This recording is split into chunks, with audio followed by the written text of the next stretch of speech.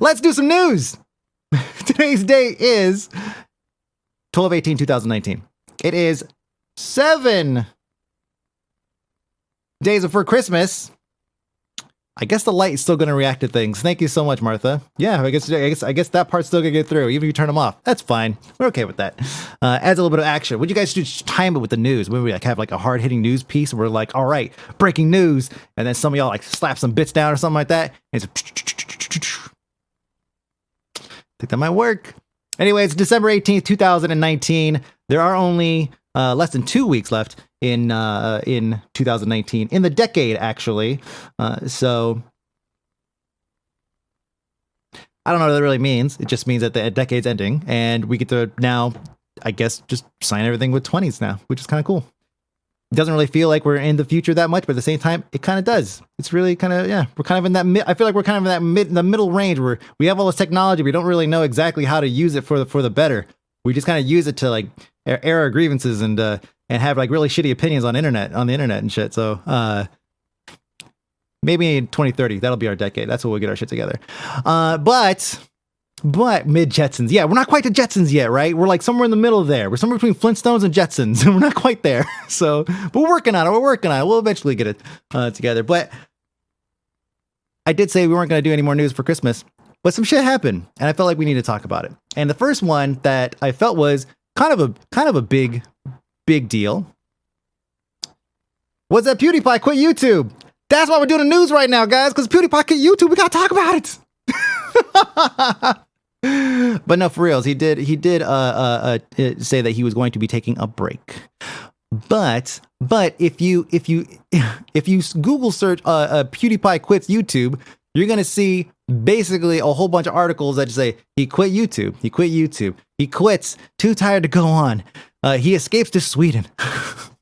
Marsha's. But then you click on the link. And it's in most cases, because in some cases it's cached and it says that he quit YouTube. But in some cases it clarifies or it changes the title entirely. There's no YouTube in Sweden, right? That's what it is. So PewDiePie has decided he's going to be taking a break from YouTube for an indefinite period of time. We don't know how long that is. That's kind of the point, saying something's indeterminate or indefinite. He is somebody who has been making content every single day for pretty much the past year, which is a lot. And the news of him quitting or, taking a break is not necessarily like the biggest news, right? It's like, oh yeah, even small streamers take breaks, big streamers take breaks. That's just kind of the way things go, right? There's definitely it's tough. It's tough, like doing content every single day. And, PewDiePie focuses almost exclusively on his YouTube channel. And you see the fruits of his labor. You see videos basically almost every single day. And then of course he streams a little bit here and there. How long until we get Truman Show IRL? That's already like happened, hasn't it? It's pretty much, maybe not quite to the extent, but, who is it? What's the little butterball? What's her name? She got the 600-pound mom. She's like a beauty pageant or something like that. Whatever. Man, what the fuck? The little chunky, sassy beauty queen. Honey Boo Boo, thank you, Honey Boo Boo Chow. That's right. See, Honey Boo Boo. She is our first actual real life Truman Show candidate. Change my mind. so back to the news. All right. Stop fucking Honey Boo Boo Chow. Give me a break. So yes, he's gonna be taking a break from YouTube, and he even disabled his Twitter channel. Which people have been taking the way wrong way, it seems. I guess people don't necessarily understand that when you deactivate your Twitter account and it says it can't be found, which I'll show you what that looks like here, in case you didn't know. I'm sure in this industry, I feel like we've seen plenty of people just shut down their YouTube channels and everything. Phil Fish comes to mind, actually. But yeah, when you go to his actual page, is Phil Fish still around? Jeez, I wonder. Oh, it's just this account just prevent fake accounts. So I don't use Twitter, this account. So actually, this is not him, I don't think. What the fuck? This is weird. This is actually not what I had. I guess he deleted his account and then rebuilt it because the followers are gone. Huh. This is new to me. I saw that he deactivated it because it came up and it said that this account could be found or whatever. Yeah, but Phil Fish deserved it. He did it to himself. But interesting enough, though, it looks like PewDiePie is actually taking a break from Twitter. Now, he did release a video where he talked a little bit about people being virtuous on Twitter, and I highly recommend that you go and watch it. Obviously, we won't watch it here. He gets real deep in philosophy and everything, and it's not at all like anything else that he had really put out. He just kind of talks about Twitter and how people are being fake virtuous and everything over every little thing. And this is the kind of thing that I think that probably a lot of people here who watch my content, because I feel like over the past 10 years, I have essentially curated a following of relatively like-minded individuals. So I'm fairly certain that for the most part, all of us agree that people on the internet try way too hard to be fucking virtuous about every fucking thing everything. And we see it all the time with like, oh, you tweeted something fucking 10 years ago. We need to like get you fired now. You know, so glad I did my part to eliminate that person who said something bad 10 or 15 years ago, for fuck's sake. Virtual, I know. So let me tell you, I'm really, I thought that he had deactivated his account initially, but the fact that he deleted it and then rebuilt it just to hold on to that account and prevent fake accounts. It says joined February 2013, but there was definitely a purge or something because all of his followers and everything are gone. Yeah, looking at Mike's Twitter. Don't worry, I already bounced a couple terms off of Twitter to see if there was anything that I'd said in the past that was like grossly negligent or grossly like out of character. And for the most part, nothing. Pretty much nothing. Yeah. But yeah, it's I'm a little jealous. Like the fact that, you know, when I see somebody to say, you know, I'm gonna quit Twitter, like that's a big deal. Like for me personally, Twitter is something that I use every single day. It's like majority of my phone time is on Twitter. I use Twitter for news. I use Twitter for obviously keeping up on like, whatever, gaming shit. I use Twitter for politics, but don't really lump into news because it's kind of a different beast, I feel. When I say news, I mean like gaming stuff and everything. Especially like VR, AR stuff. Like, and Twitter has picked up on this because Twitter now serves me lots of like augmented reality stuff. It's super fascinating. For dope music videos, that's right. Tell the poop that one time playing Don't Start. Report it. That's right. Yeah, see, I can't get away with anything. Like Google my emails and shit monthly to make sure there's nothing terrible about me on the internet, whether I did it or not. Yeah, I've already said a number of times. I'm certain that at some point in my career of making videos and content, which I have thousands of hours of myself on air saying things, I am certain at some point in time I have said something that was that I probably wouldn't say today. But I do know that I've always had limits. I do know that like N-word I would have never said. I know that I would have never there's like basically slurs in general. I probably would have. I don't think I ever would have said, especially in the age of social media, which is really kind of the last like 12 years or so. You never see me quit Twitter only because I also don't have a Twitter. See, I envy. I envy. God, I love the emote remixes. They're so good. I envy people that can just walk away from it. And personally, I've been thinking it's like, you know what? Like I use Twitter a lot for some bullshit. Maybe after I get over like, I don't know. Maybe after I break my addiction to Twitter, I could just say, yeah, I'm going to quit. But I don't think I can quit cold. Maybe just deactivate it for a bit. Just uninstall it from my thing. But I still want to run. I still want to run like my photography one because like the photography one, it feels like is like so small and removed from everything. The only thing I ever get on the photography Twitter account is like just titties. Like I just get titties on that one. Like there's nothing controversial about titties. There's nothing unless it's on Instagram. But still, there's nothing. So it's like, why not? Why not just leave that one on? Everything else is like, especially the gaming one. I feel like I'm being fucking preached to constantly for shit I didn't do. God, what it is like it feels like everybody is like PewDiePie said. It's like everybody is being virtuous. I can't. There's people that I have blocked that are apparently revered by people that by my peers. And that just preach. Like it's almost like their entire purpose on Twitter is to preach about shit, and it makes me wonder, like, how, you spend all your time preaching about things, when did you ever develop this? Like, when did you ever like develop all of these ideals? Like, did you like you preach about so many different things, so many different subjects? Basically, would come from like people that have had so much experience in certain areas. Where did you get all the experience from?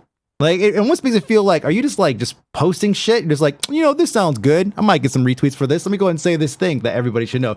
Be nice to your neighbor. Everyone's like, yeah, be nice to your neighbor. Fuck people who are not nice to the neighbor. Everyone retweeting that shit. It's like, it's ridiculous. Although that doesn't take very much to, that's not really a mindset that takes a long time to develop. Like or retweet if you're nice to your neighbor. Buy my book and find out. Only $39.95. Totally. They came out the womb perfect. Yeah, for reals. What's funny too is, there's plenty of examples of some of these slightly more virtuous than other folks that have been busted for some of the things that they stand against. And it's like, it just shows that that in some cases these people are just saying things just to say them. Fuck it, yeah. It's hypocrisy everywhere. Seriously. That's not even why I tweet things, though. What's that? The for retweets? Oh yeah, no. I mean, and you're right. Like saying things on Twitter and trying to get a like, trying to get a retweet. There are things that I'll like tweet out, and it's like if no one ever likes it, I'm just kind of like, huh. It makes me think this is just something that just nobody's interested in.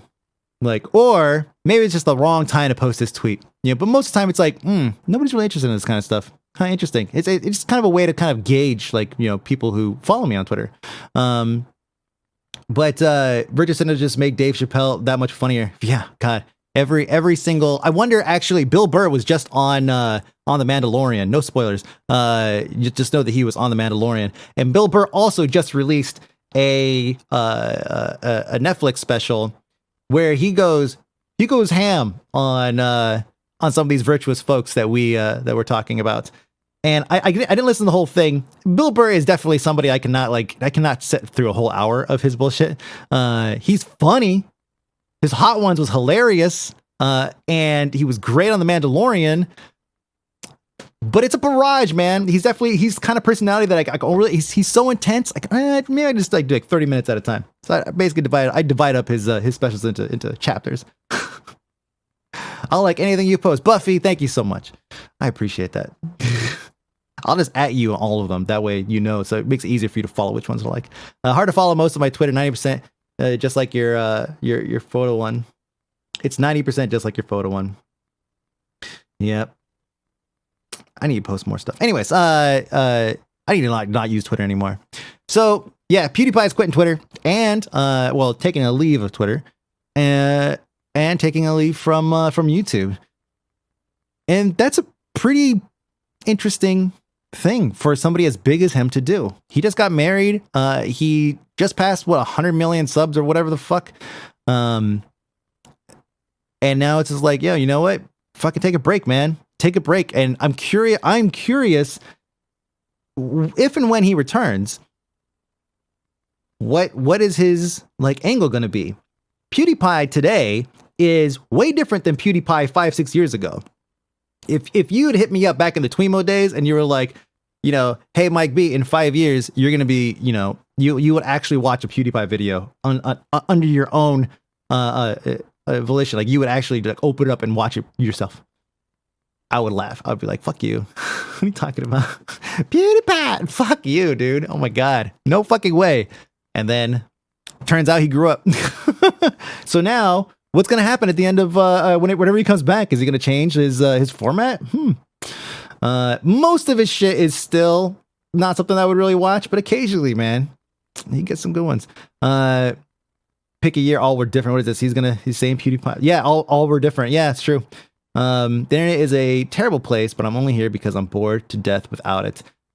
Yeah, no, that's a really I feel like if I didn't have Twitter, I would be pretty bored most of the day. But I do wonder if I would just find ways to use other services or maybe be more productive. I don't know. The internet is a terrible place, but it's better than the real world. Yeah. He'll go the Frankie Muniz route and just do whatever makes him happy in retirement. like Dancing with the Stars. Just like that, yeah. Never watched a PewDiePie video? Oh man, I could probably find one that you'd probably like. Maybe, I don't know, maybe. On YouTube or Twitch, you know, I don't use Twitch that much. I'm more of a VOD guy, so I end up just watching VODs all the time. So I watch VODs, and then I'll watch. I'll use YouTube for whatever, basically for VODs too. Actually, read my highlighted message. I wish it was highlighted over here on the over here, but yeah. The internet is a series of two. But there was a gentleman who did predict this. You guys are gonna love this, and I'm totally gonna make fun of him for it. It's ridiculous. It's absolutely ridiculous. So, name is Aphrodite. It took me a second to read that. I was like, this is a little off. And he says, "Wait, what's that? PewDiePie's quitting YouTube. It's almost like I said a big YouTuber and potential water sign male. He's a Scorpio. Would be leaving soon in my YouTube video a few weeks ago. Have you guys seen this? Wait." Girl, who walking away from YouTube? What? Who walking away from YouTube?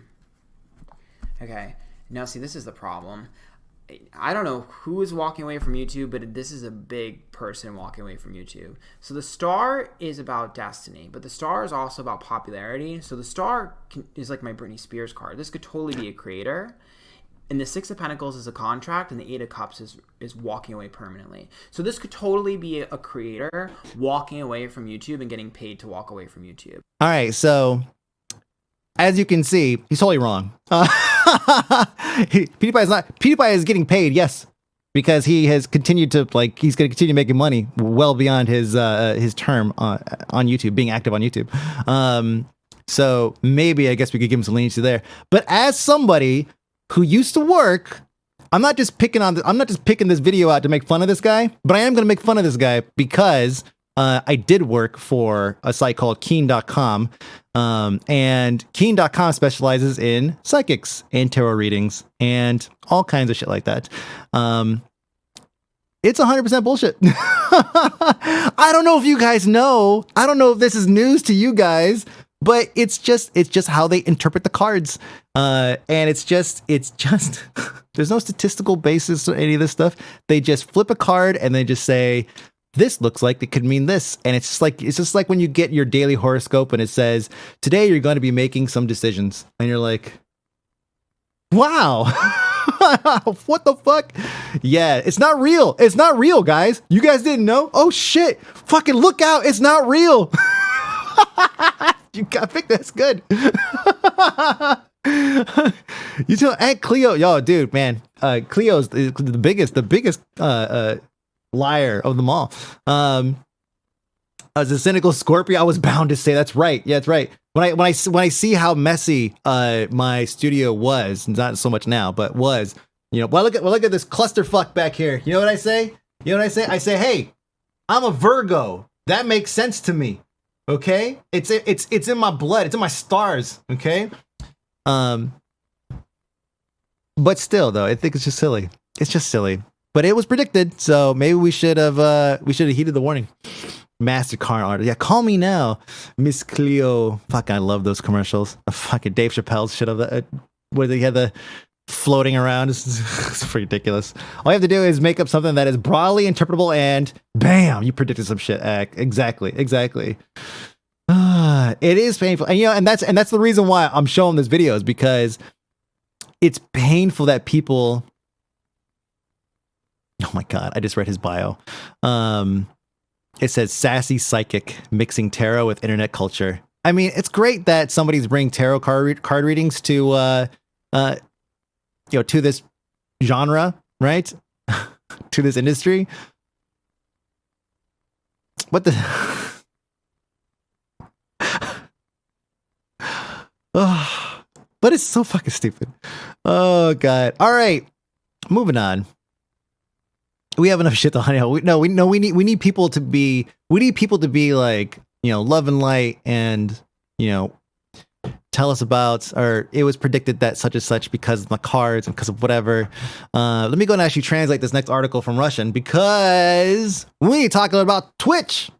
Speaking of somebody who's on Twitch, we need more virtue. Yes, so Twitch is being sued. Twitch is being sued for a significant amount of money. A very significant amount of money. How many billions? 3 billions. 2.8 billion to be exact. But although I guess it depends on like which site you go to, because BBC seems to believe that was it 170 billion rubles is 180 billion rubles is 2.1 billion. But if I ask old Google will say, let me see, 2 USD. I just looked at that. Okay.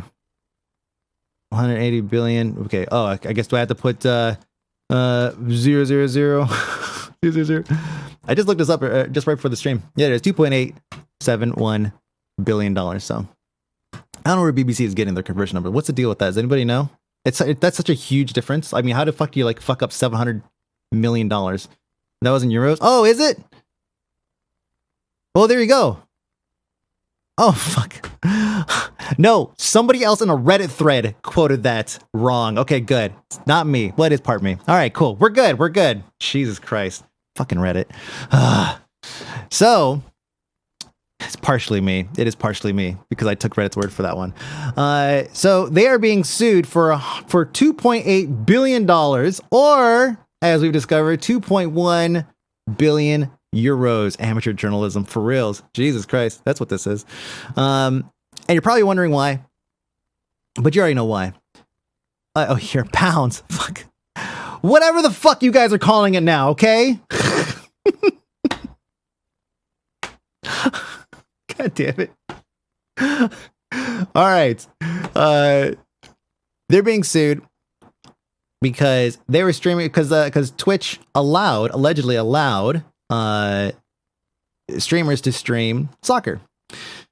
A very special series of soccer games, English Premier League. Now, I don't watch soccer, or as some of you guys may call it, football. Sure, I'll be corrected on that. But I do know that if you watch Twitch really late at night, like I do, there's tons of Russian streams that are just regular streams, but there's also a lot of content that I would say is probably not stuff that should be streamed. I don't talk about like adult content or anything like that, but like shows, like actual movies and such and shows. And it's like, and the thing is, I don't know if because I don't speak Russian, I don't know who the actors are. I don't know where the video content's coming from. When I look at it, I just think, you know what? Maybe it's just like some like web show or something like that, some Russian web show that I'm not aware of. Your gyros. And they found 36,000 cases, and they wanted to, 5 million rubles per case, per infraction, that their Rambler, which is Russia's third largest ISP, who has a streaming deal with the English Premier League. And they want Twitch to pay, 5 million per infraction, as is 36,000 different cases of violations. And the way that they submitted this stuff to Twitch was apparently a series of just random screenshots.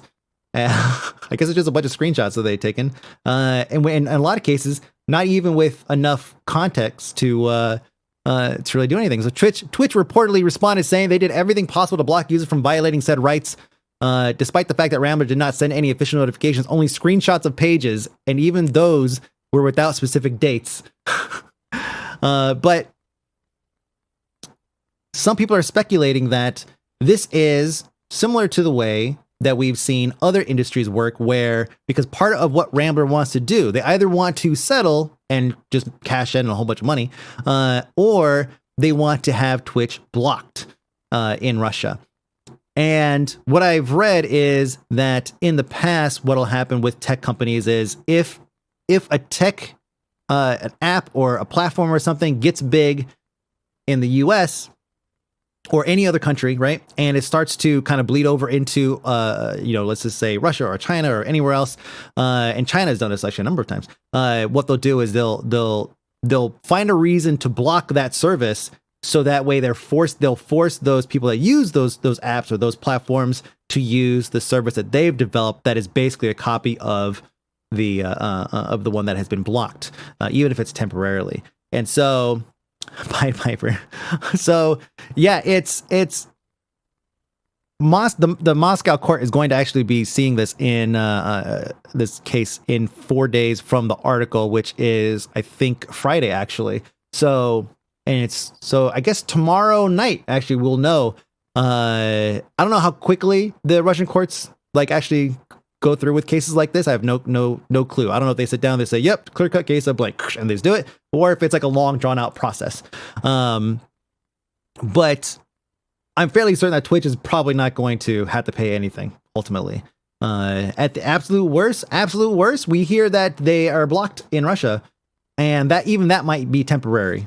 Corrupt governments get shit done pretty fast. Yeah, that's the thing. I don't really know if it's something that's going to go through fairly quickly or not, depending on, like I said, corrupt governments. I mean, we've heard shit about Russia and how they operate. It's entirely possible that they will, that this is not just something that Rambler, which is just, basically an ISP/streaming service. It's not just something that they're interested in getting. It's not just in their best interest to get Twitch blocked, but also in the Russian government's interest to get Twitch blocked. So that way they can create their own platform, or they already have their own platform to drive more traffic to their own platform, and then they can just cut people off from Twitch altogether. Obviously, VPNs exist. Every time the issue comes up where somebody is going to have access to a certain site in another country blocked, everybody brings up VPNs and everything. VPN is not that's great for folks who are savvy and for maybe a couple people outside of that realm, but for the most part, if a platform is blocked to a country, it's dead. Like, it's basically dead. I don't know of any site that is thriving in a country where it is blocked. I mean, like, thriving because of in a country that is blocked.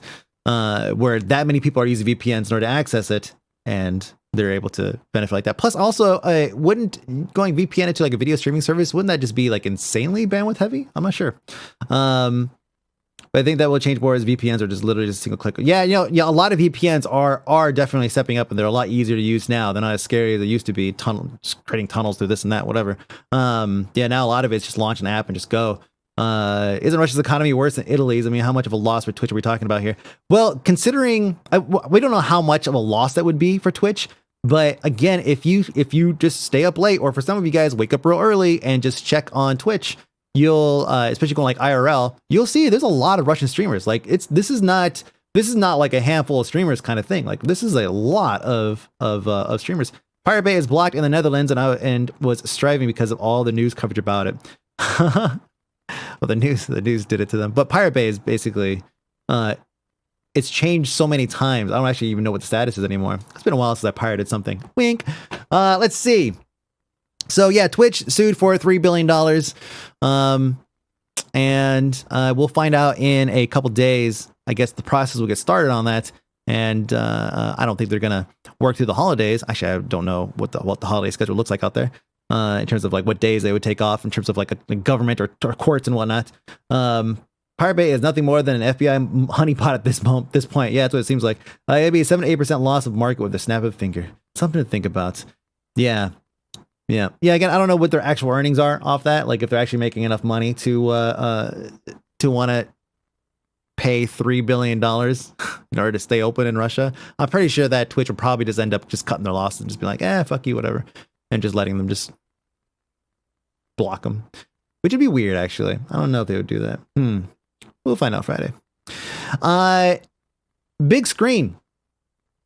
For those of you guys who have a VR headset, you probably know what Bigscreen is. I actually did a video on Bigscreen when it first came out, and it was kind of like early VR chat. Bigscreen is a VR app that lets you create a room in VR, and people can join you and you can watch YouTube or watch movies or watch whatever. Initially, I want to say it was fairly small rooms. It wasn't like VR chat. Like VR chat definitely took that idea and really kind of blew up. Yeah, porn. I haven't watched my video on Bigscreen in a long time, but I do remember it was quite a unique experience at the time. But I think most of it is shit that happens in VR chat now, like every day. And so it's VR room with a TV in it. Yeah. Fuck you guys. What the hell? Damn, Puffy. We're all over the place today. So the Bigscreen out of nowhere has actually struck a deal with Paramount Pictures. Why, you might ask? Because they're going to be bringing movies like actual like theater, like big box movie, whatever. What do we call them? Was box office movies. I was like, what the fuck? Fucking retail terms. Box office movies to your VR headset. And what they're saying is that the VR 3D, which is the whole reason why they're bringing it, right? You can watch 2D films, but the whole reason why they're bringing it is because 3D in big screen or in VR is so much more immersive than 3D at movie theater, where you're just wearing a pair of glasses or something, right? And yeah, this is a big deal. Like I feel like this news is kind of didn't really like catch any headlines or anything. With PewDiePie quitting, I guess nothing else is gonna get any attention. Even the fucking $3 billion that Twitch is being sued for didn't. BBC was my source on that. Jesus Christ. But yeah, so Bigscreen, it has struck a deal. It's a multi-year partnership deal, and the way it's going to work is this: is you buy a ticket. And the ticket is good for 48 hours. Ticket is $3.99. Actually, let me check on that price real quick. It's $3.99. Yeah, here it is. It's $3.99 for the 2D version, which I don't know why you would do that. Or $4.99 for the for 3D movies. There it is. And you'll be able to sit in and you'll be able to watch it with other people. And like Guns mentioned, like sub night where everyone gets in, but everybody would have to buy a ticket, a $5 ticket to watch it. Now, the way it works is once you buy your ticket, you then have 48 hours in order to not necessarily redeem it, but to watch the movie. Essentially what it does is it opens up that movie to be available for you to go in and sit down and watch it for a period of 48 hours. They start a new they basically start a new screening every 30 minutes of that film, and they do 4 films per week. So 4 films per week, 30-minute rotations, right? You cannot pause it. You go in and you sit down or you spawn in or whatever, and you watch a 3D movie there in a virtual theater. You cannot start in your own time. No, you cannot. But it starts every 30 minutes. So it's really hard. It's like my first thing was like, really? You can't pause it? It's like really weird. You can't start it whenever you want, but it totally makes sense to me. Given that you're not buying the movie, spawn in and watch a movie. What a time. Yeah, what a time to be alive. But we have what is this? Transformers, Ghost in the Shell, Star Trek, Indiana Jones, and that Chris obviously, wait, that's Lost Ark. That's not 3D. I can't read the fine print, but that's definitely a Lost Ark artwork there. Star Trek Beyond, Top Gun, old Top Gun, Cloverfield, Terminator 2. Oh, interesting. So there's definitely a mix. Oh, duh, it's fucking tagged with 3D. I'm just reading the fine print. But yeah, so there's definitely a mix of 3D and 2D here. Star Trek Into Darkness, Terminator Genesis, Transformers, World War Z. And there's Crystal Skull. I mean, the fuck, they're not 3D. They didn't do 3D Interstellar either. That's fucking boring. But anyways, the point of this is that 3D in VR is better than 3D at the movie theater. Any of you guys who have ever tried VR porn or anything else, you can attest to this. Like the actual depth and immersion that you get from watching a 3D film in VR is so much better than watching at a movie. So what I'm going to do is I'm actually going to watch at least part of one of these movies. And the next news show that we do, I'll report back to you guys, let you guys know how it is, because I am genuinely curious. This could potentially be a huge thing for VR in the long run, I mean, it's fucking Paramount Pictures, man. Like, even if you don't like in the movies that Paramount Pictures puts out, or if you have a thing against movies or movie theaters in general, this is still a big deal for movie watchers. Just in general. I guess I have to choose Ghost in the Shell or Transformers. Huh. Well, wait, December 16th, December 20th. That's actually going on right now. Oh shit, I'm gonna have to get in there and watch that tonight. Let me see, when I come back, let's see, I'll probably watch Star Trek Into Darkness or Terminator Genesis. God, I really wish Interstellar was 3D. That would be the one to watch. Basically, blocked in Norway. Much open mic situation and just hear someone take a leak. That's the thing. In big screen, typically you're able to talk to other people. Or people that like pull up their own, they can pull up like their own PC screen, like on a little monitor or whatever. ScarJo, yeah. I guess Scarlett Johansson's something I have to watch. But can you have someone in front of you get mid-movie and walk away? That's the thing. So what I want to do is I want to actually sit there and I want to actually watch, at least part of a movie, and I will definitely let you guys know. Let me go write that down actually, because I'll forget if I don't write it down.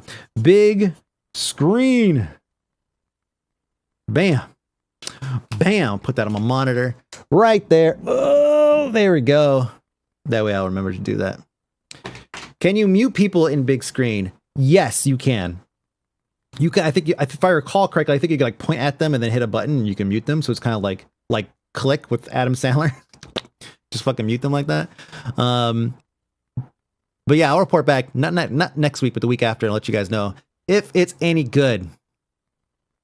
Speaking of things that nobody knows if it's any good, but it's actually too late. Planetside Arena is shutting down after only 4 months. This should be something that is of no surprise to anybody. Yeah, shocked. It was just not something that was designed to blow up. I'm actually really surprised that they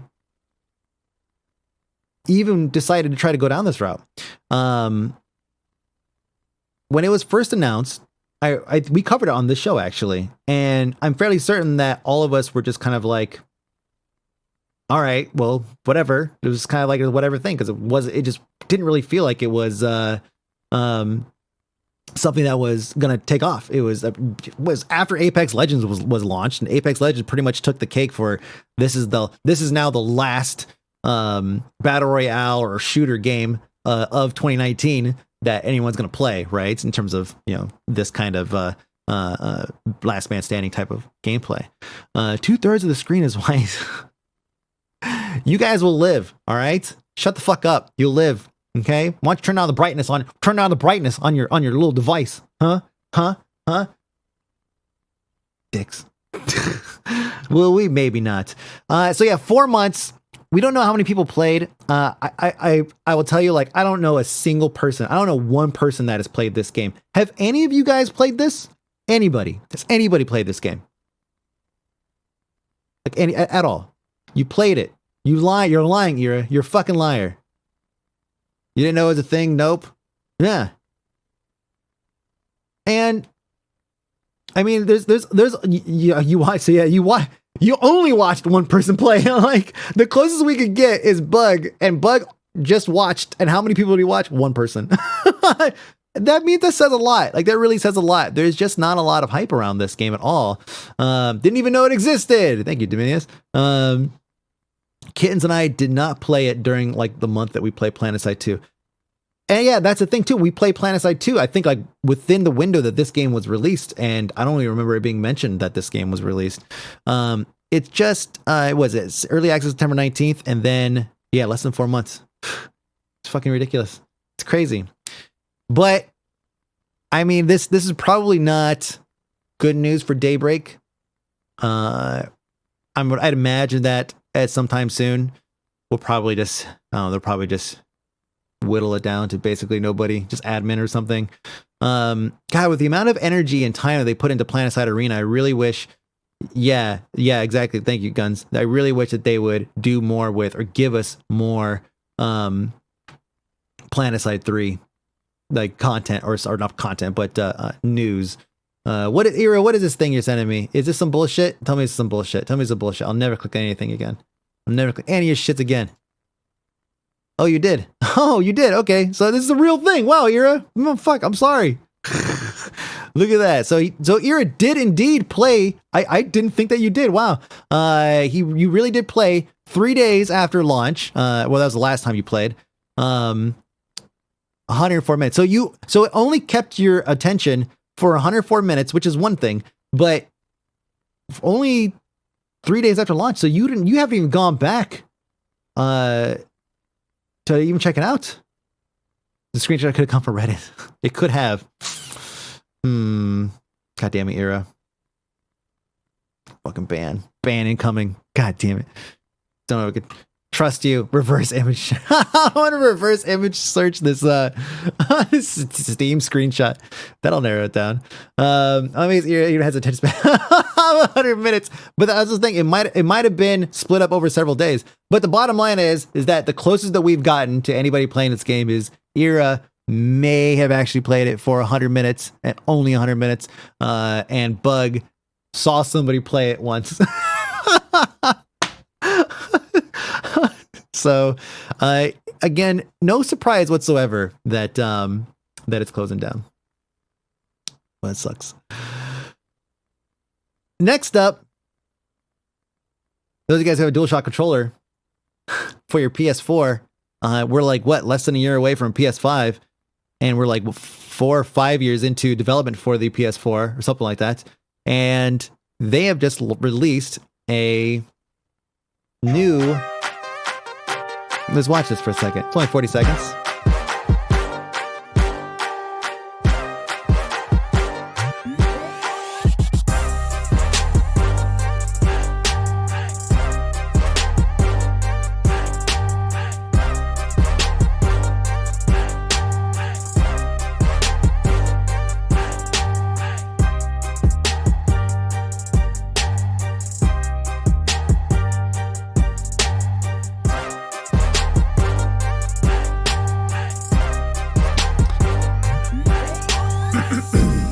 So, PlayStation, yes. Oh, that loops nicely, actually. Wow, it was pretty nice. Yeah, they still have the headphone jack. Yeah, they wanted to point that out, make sure they still, they still have it. That is such a strange piece of engineering. I have a DualShock 4 controller, and what they're saying is that you attach it to the bottom here, and you're gonna have right off the back here a screen that you can turn over and I guess program while you're doing stuff. Maybe in practice you could find ways to use this. It does store profiles, so you could change the purpose of the paddles and whatnot. But I don't really know what the fuck you would actually do with this. I mean, the added buttons are great, but the screens, Pet Project somehow got greenlit. Rocket League. You try one of these? So I figured out why the new PS4 they were trying to see how it was sell. Let me see. Release it like this. This is a feature they're unsure. Oh, I see what you're saying. That's entirely possible. I mean, it was assumed that this attachment was to just bring it up to speed in terms of like features that we're going to see on the PlayStation 5, the DualShock 5 controllers, which is entirely possible. That's a very good assumption. You question the screen on the bottom. Yeah, the screen on the bottom is just weird. The thumbsticks are still so close together. Yeah, that's one of my biggest problems with these. But I think lots of people play PlayStation, so they get used to it. But what if it has no purpose to begin with? Yeah, I have a Steam Link controller, and the Steam Link controllers have paddle shifting, whatever you want to do with it. It acts as modifiers. You can basically program to do whatever you want. And I've used it. I mean, I've used the paddles on the Steam controller quite a lot. But I can't really think of an instance where I would necessarily need paddle. I mean, I guess paddle shifting on racing games or something. Like, I mean, I could see the use for the buttons, but the fucking screen just really does not make any fucking sense. It just doesn't. Back buttons, the next thing. 2 days ago, Corsair just bought Scuff Gaming that make custom-made controls with those paddles. Yeah, I could see the. That's weird. Why am I getting a call from? Okay. I guess I could see in future games or whatever when they incorporate those. Obviously in racing games that's a given. I guess any game where you have more buttons is fine. But again, it's the screen that's throwing me off. But you know what's not throwing me off? The price point. It's only $30. Like, I mean, it's only $30. And if you're somebody who can, I mean, honestly, if I could look at this, my Xbox One controller, and say, let me just add 2 more buttons to the bottom for $30, that would actually be worth it, because the Pro controller, which is like $100 and something or whatever, has paddles. I think it has like 2 sets of paddles maybe, but I don't know. I'm pretty sure it has at least one. But a $30 add-on that adds 2 more buttons that I could assign or program to whatever I want, I could see value in that. The screen just really makes it weird. The screen makes me want to criticize it, but the buttons make it useful. The screen's probably just button mapping, so if you forget your cycle of what you map profiles, you quickly check. I'd love to see this thing in practice. How many different attachments have they actually made for the EXT port on here? I don't follow a lot of accessories for the DualShock system, but I know you don't charge through there. Obviously, you charge through the top. Or can you charge through that? What the fuck's the point of the bottom plug? You know what I think it is? I think that there are headset plugs that have a special extra, maybe a special data port or something like that. I don't know. I don't fucking know. The screen just shows a profile it is. And you can switch profiles with it too. You can see in the video here. It looks like you could click and switch profiles. There are keyboard. Oh, did they actually make? I have keyboards for my 360. I wasn't sure if there's a keyboard attachment for the PS4 controller. I figured people just use Bluetooth now. Here's a problem though. You can map buttons to it. It's not its own button though. So that's the other question I want to ask. You can see in the video here, it shows the circle, the X, the square, the triangle, the L2, R2. As you flip through the profiles, but I don't see anything new. I don't see L3, R3. That's what I would expect to see is L3, R3 for or I don't know, trapezoid and fucking hexagon or something. Like I would expect to see more buttons that would allow you to basically have more functions in a game and not necessarily just having, repeat buttons or something. Screen just seems to add so much bulk for so little use. Unless it makes it sit better when you put it down on the table. Maybe when you set it down, the way it's angled, right? Maybe it kind of like sits like a kickstand. Maybe, I don't know. Trying to look for some kind of value there. It looks like it would actually. And then you scratch the screen and then it's over. If it replaces the push on the sticks, it's totally worth it. The push on the sticks is a bit funky for some folks, and it's nice to be able to not have that, especially in like a FPS game where, the pushing on the stick like toggles running or something like that. And you're like trying to maneuver around something and I'm gonna sneak around this corner real quick and you end up running out in the middle of fucking run out in the middle of the hallway. I could see that being something if you can disable the previous buttons, like if you can actually disable the left, right thumbstick press. But L3, R3, that's what I would expect to see. And I'm guessing panic horns. Yes, exactly. I'm guessing that the PlayStation 5, when it's released, will have L3, R3 support. I'm certain of it. I don't see why they wouldn't do this PlayStation OS instead and just add the buttons. Yeah, well, it's $30, and it's cheap enough that tons of people will buy it, and so we'll get tons of reviews of it. It's not like the Xbox Pro controller that's like wildly expensive. And obviously not everyone can afford it. So you can really only trust those reviewers who can afford it, which is, very few compared to like people that maybe review, just a regular controller. But a $30 attachment is such an accessible price for the average reviewer that I could definitely see tons of reviews coming out of this. So that's actually a huge plus from for the perspective of somebody that would watch a video review of something, which I'm sure a lot of you guys would do. It's probably why you guys are here. How does the Xbox Pro controller work? Is it new buttons or just mappable? Everything's magnetic, so you can actually take pieces off and restructure them however you want. I think within reason. But this is how a friend described it to me. Because he got one and you could just take and like move buttons around or whatever. Astro actually has a very similar concept with their controller where you can take and move things around and whatnot. And also heard that the joysticks just feel better. I don't know if they feel as good as the Switch Pro controller, which is the fucking best. But yeah, I heard it's pretty good. Let me see. Next up, how long we're getting in there. Next up, we're kind of getting to like end of the year shit here, guys, which is good. Did you guys see that? Those of you guys have a Switch. Nintendo released kind of their own like they released their own like Spotify like yearly roundup of the of your gameplay on the Switch. And I just want to show you what mine looks like, just purely so you can see what you can go and just log in. Just log in, and it will just take you in, and you can go to this year in review, and you could see what your best sticks, worst D-pad. Is it really? God, I don't know if I use them enough. So it shows my Switch journey began September 12th, 2017. The first game I ever played on my system was Mario Kart 8 Deluxe. And then it shows your most played Nintendo Switch games in 2019. Dragon Quest Builders, Super Mario Maker 2, Mega Man 11, Diablo 3, Eternal Collection, Steam World Quest, Hand of Gilgamesh. We streamed Builders, we streamed Gilgamesh. I've logged a bunch of hours into Mega Man 11. And Declan basically played the fuck out of Mario Maker 2. Obviously, I streamed it as well.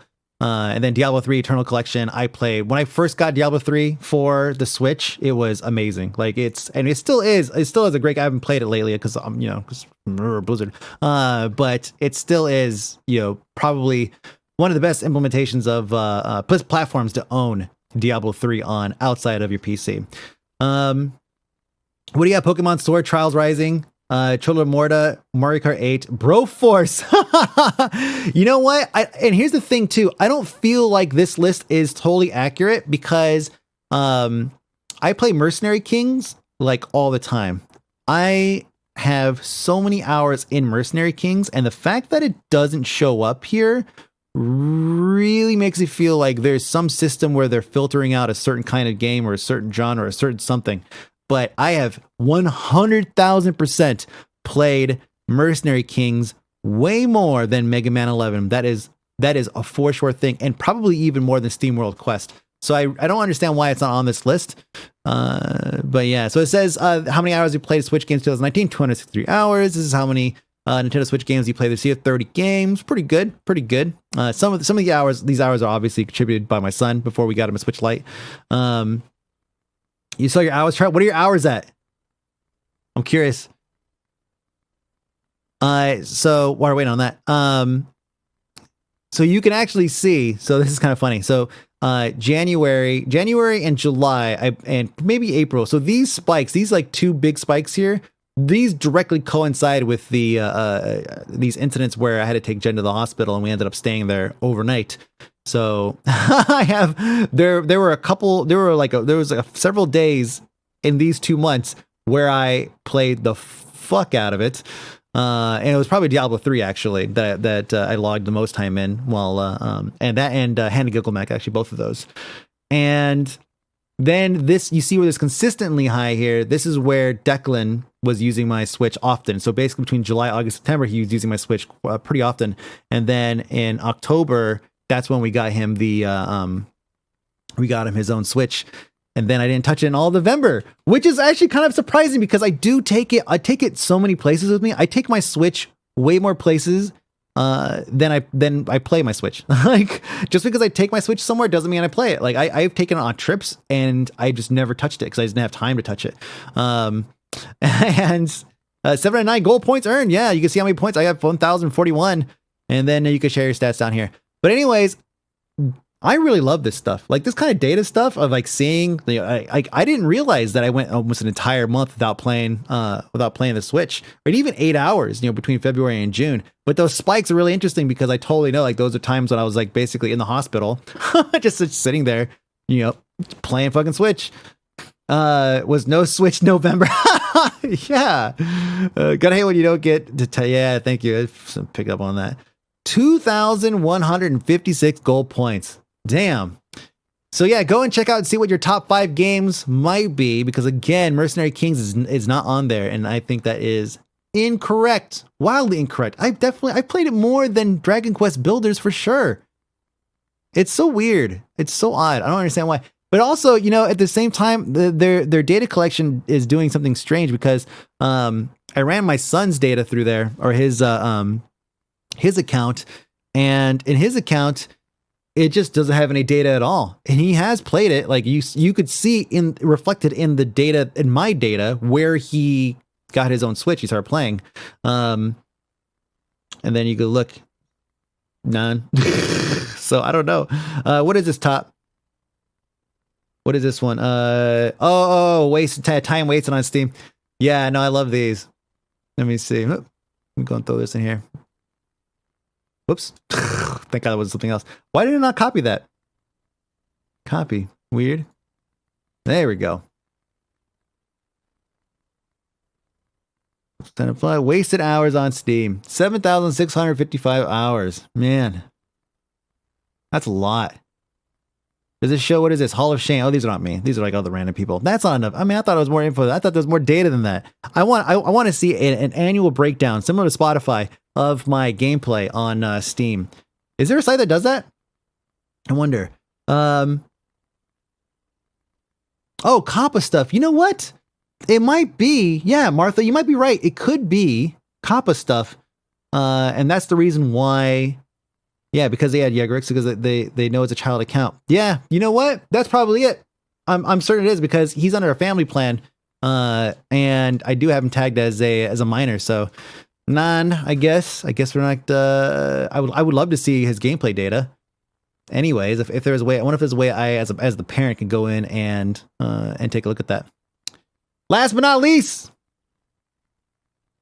there was an update that pretty much all of you guys linked me from No Man's Sky. Use the sequencer to build your own creations. Add a rhythm track to give structure. Randomize the generated waveform. Create your own original sounds. All right. This shit is awesome. I don't know what the fuck Sean Murray's doing. It's almost like he's already they've already put in everything they said they were going to put in at launch, and they didn't. And now they're just like going to make shit up and just keep going. Didn't Warframe already do this? Nowhere near as well. I mean, it's fitting for Warframe. It works for Warframe. But this is, if we're talking about, if the point is to make a DAW, which is digital audio workstation,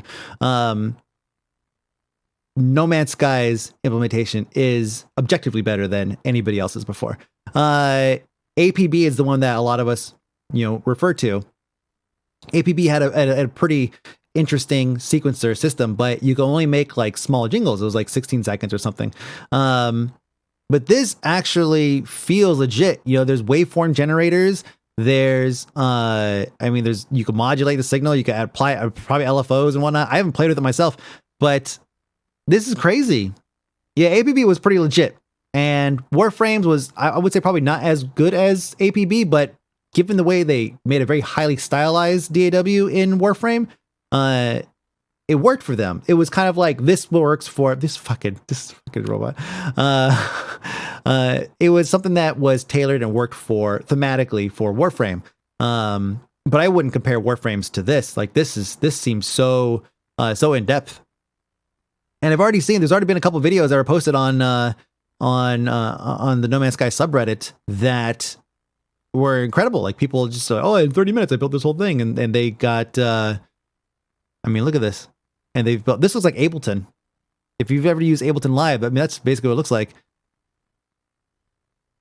It's all sequence based. Yeah, look at that. God damn. That's fucking crazy. Totally bored dev side project. Absolutely. And that's part of the reason why APB was so bloated, was like every feature was greenlit. But that was in a game that, they ended up like selling it, right, to gamers first or whatever. No Man's Sky is doing the same thing, man. They're throwing everything they can into this game. Everything. It's fucking wild.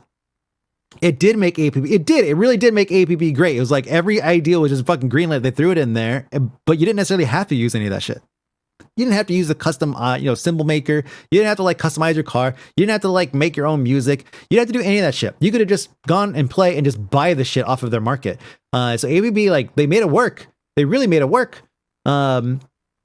APB was way ahead of its time. Yes, no, they were easily way ahead of their time in terms of random features that you wouldn't typically find in really any game. An actual function in DAW. I want that hoodie. It looks warm. It is warm. It's wool on the inside, so yeah, it's pretty warm. I figured that's all you meant. Essay, vato. They forgot to make their server work. Was a fun game. Yeah. You know what? APB was hit and miss with that, but I have plenty of fond memories. This is crazy though. This is so fucking crazy. Complex sequences, just fucking great. I want to get in and try this for myself. Sometime whenever I have time to sit down and just probably do it in VR. Has anybody tried this in VR? Anybody try this in VR? All APB did was make you realize how uncreative I am. I know, it's a lot. You would come up with like a jingle, and then like somebody would kill you, and then their song would play, and you're like, what the fuck? How do those sounds? It's like way better than when shit you came up with. Like you don't want to like kill anybody because you don't want them to hear the garbage that you have. So I don't go on buying somebody else's song. I just want to, because a lot of the interfaces here are all flat, right? So I wonder, does it come up on like a little screen, like in the VR space? I imagine it would. It would just come up and be in a VR space. Is that big robot attracted to music or something? I don't know. I don't know. I think it's all just thematically just to have it's like a rave or something like that with a giant hologram or some shit. Fucking Russ. But yeah, no, this is a pretty robust system, and it's definitely something that I would love to see test it out. Iron Giant, yeah, I couldn't think of what it was. I think you mentioned that before. The big robot is a custom-made building. Yo, yeah, I knew it was a building for sure. They didn't add a giant robot in the game. Have you seen Hytale announcing 2021 release so far away? I did not see that. 2021, boy, Minecraft's gonna be done by then. Jeez, everyone's gonna be over that shit.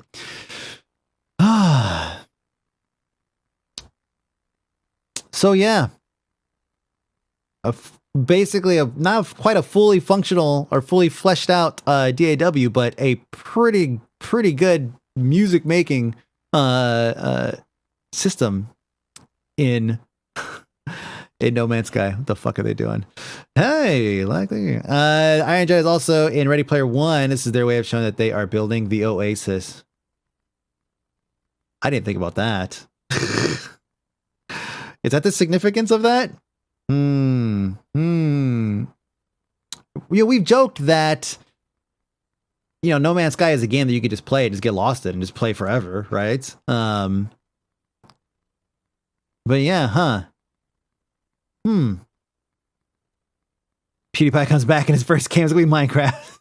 Yeah. I do wonder what his next move is going to be, and that's the reason why I wanted to bring it up here, because I want to at least talk about it and figure what the fuck, he's going to leave, which is fine. I get it. You want to take a break, but is he going to come back and just do the same shit, or is he going to come back and reinvent himself? I think the expectation is that he's going to come back and reinvent himself. And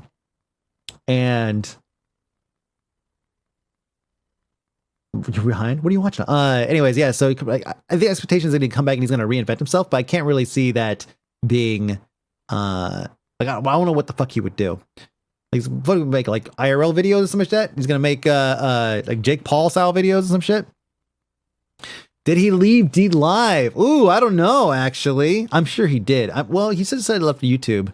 And honestly, I don't know if anybody's actually been to DLive. I mean, let's just go look. Let me go pull it up right now. DLive. Let me see.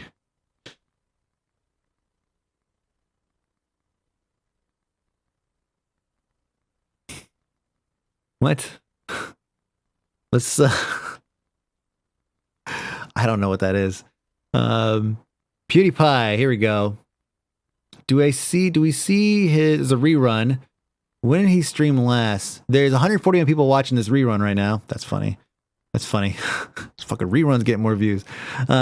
6 days ago. So 6 days ago, he streamed for only for an hour, 6 minutes, 43 minutes, 58 minutes. So he doesn't stream for that long. He just streams for like an hour, give or take, and that's it. And so curious though, what is his? I mean, 6 days ago. I mean, this is definitely within the Minecraft. Okay, sure. In the dark. Oh, there we go. Don't know what's happening. I got leggings. All right, got leggings. Good to know. What is he up? He's gonna take a break. Oh, there it is. That's what. See. He said he's gotta take a break. I should not be lagging. Fucking called it. PewDiePie called it. He's gonna take a break. End of the year, getting some huge nostalgia, throwing back to Game Breaker Legendary. Oh man. We'll talk about that later. But he called his own break. Man, fucking psychic, bro. Well, we'll see what happens when he comes back. If he comes back. We don't know. But that's it for the news. Thank you so much, chat, for being here for this bonus episode of news. Appreciate you guys right here. Thank you so much. My name is Mike B, aka Fony. You can follow me on aka Mike B and all the things. Hope you guys enjoy your Christmas. Chat, hang out for a sec. I'll be right back. You too. Enjoy your Christmas. And we'll see you. Bye.